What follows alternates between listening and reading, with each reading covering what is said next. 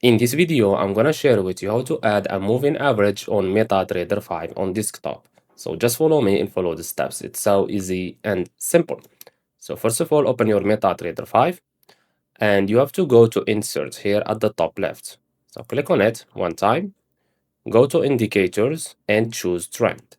Now you have to click on Moving Average. Now, as you can see, we have here the period. You have to choose the period you want. So let's say, for example, I will choose the 50 moving average. So all you have to do is type here 50. We have here method. You can choose between simple, exponential, smooth, or linear weighted. If you want to add an SMA, choose simple. If you want to add an EMA, choose exponential. Okay, so let's keep it on simple moving average, or SMA.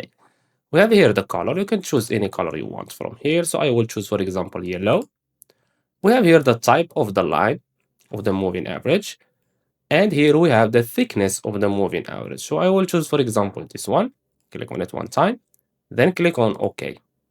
And as you can see, this is our moving average. If you want to add another one, again, click on Insert, Indicator, Trend, Moving Average. And let's choose, for example, this time exponential.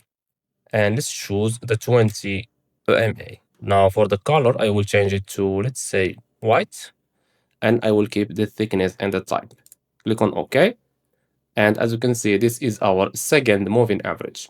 In that set. So I hope you found this video helpful. Don't forget to give us a like and subscribe. Thanks for watching and see you in the next one.